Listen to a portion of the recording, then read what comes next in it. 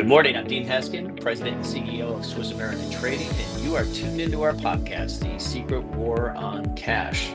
And we have quite a war going on actually between tariffs, BRICS, and those are just two of the highlights, or I don't know if they'll be highlights, but they're two things that seem to be plaguing the newsreel, the news feed these days.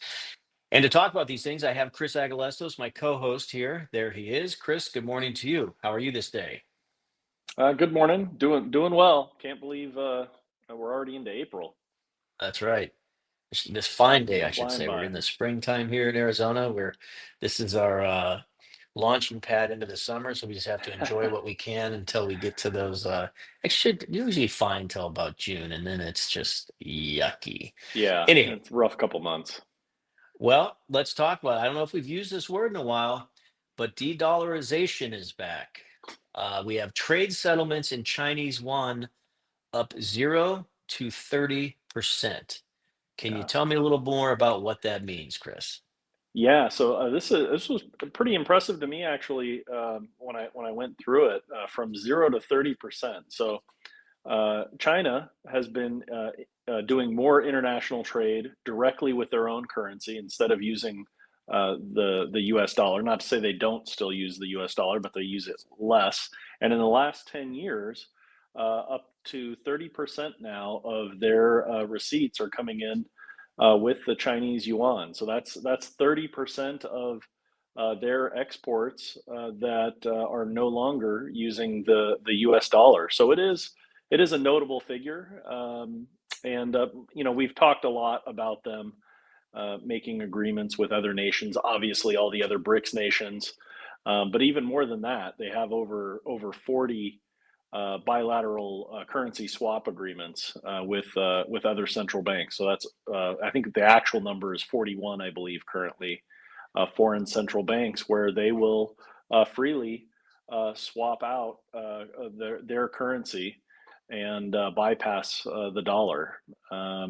And Mm, you know, it makes it easier for businesses to use the yuan, especially for international trade. You right. know, if you were banking with an institution that did not have that type of agreement set up, you would have to convert to the U.S. dollar first. So this just makes it easier for those other nations and more beneficial for China. And the real interesting thing to see is I'm sure President Trump isn't this statistic isn't new to him, but now that it's making more headlines, it's going to be interesting to see what he has to say about it with all of the trade talks and you know all of his threats to BRICS nations about sort of dumping the dollar. Well, you talk about President Trump. The crazy thing from the word go here with BRICS and with these tariffs, i- depending on what day of the week it is and who you're talking to, I mean, everything is always flip-flopping, it seems. Hmm. And, I was watching, as you know, I watch a lot with the financial news and network, like I'm sure a lot of people do. And they were talking about the thing with tariffs in particular, it's all up to Trump. Like nobody knows what he's going to do until he says what he's going to do. Yeah, And it just the when you look at what's been taking place here, and I'll tell you with BRICS, what is absolutely like shocking to me is it seemed at first like okay, the tariff threats worked, and you had Brazil saying they're kind of backing down, and India saying they're kind of backing down, and then the next thing you know, you see the next headline, and they're full steam ahead. yeah. And you can't really blame them for it. I mean, it makes sense because of what it's doing to their economy and for their country. But it's like, what on earth is happening here? So in fact, let's look at this next article here. Mhm. We have BRICS to greenlight cross-border payment system to counter U.S. dollar. And to be clear, for those who are just listening, it says to counter U.S. dollar with a question mark at the end. But is this really a question, Chris, or are we going to be quickly seeing here before long some form of a cross-border payment system? Yeah, I think so. You know, like you mentioned, you know, we hear one thing one week and then a few weeks later something else. And I guess at this point we shouldn't be surprised that politicians will say one thing and then do another. But that's a lot of what's been happening here. I think they make um, you know announcements and press releases when they need to calm things down. They say one thing, when maybe the focus isn't on them, they say another. And that's what's happening here. This article is specifically talking about the Russian finance minister just this last week, talking about how they're pushing forward with their cross-border payment system, using national currencies so that the BRICS nations can trade with their own currencies, and also moving towards using digital technology and financial assets, which most of us would know as crypto.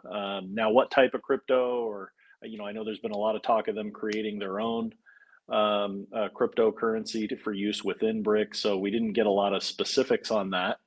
But the bottom line is they are continuing to focus on using alternative currencies to the U.S. dollar. So again, because this statement was made, how is President Trump going to respond?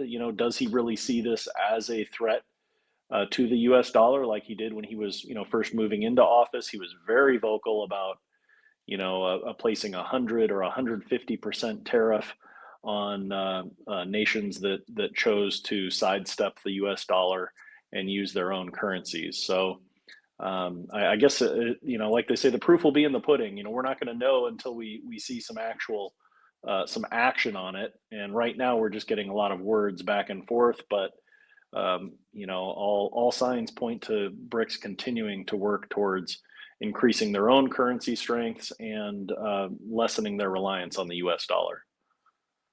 Man, I don't know how President Trump does it. I mean, I'm sure every country has their own issues or complaints, concerns, whatever you want to say. But I think it wasn't it the president of Brazil was saying one day, like, okay, we're kind of backing off with this whole BRICS thing, whatever else. We're not Mhm. going to do anything to contend with the U.S. dollar.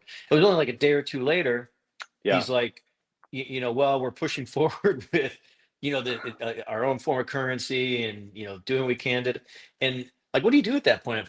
If I'm President Trump, do you right. pick up the phone and say, hey, what's going on? You just said this. And I mean, they're flip-flopping all the time.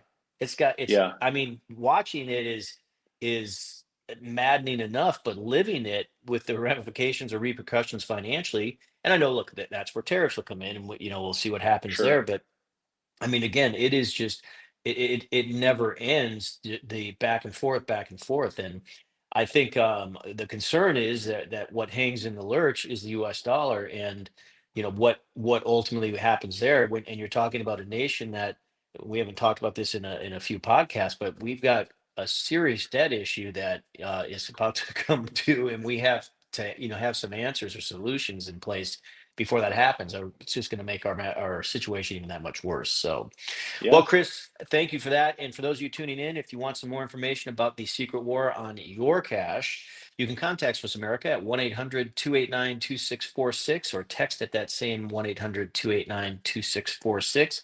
And you can also visit online at www.swissamerica, all one word, .com. Thanks for the information, Chris. And for those of you tuning in, thanks for doing so. If you're not subscribed to our podcast, as I always say, please do so, as we'd love to talk to you more in the future. Have a great rest of your week, and we'll see you real soon. Take care.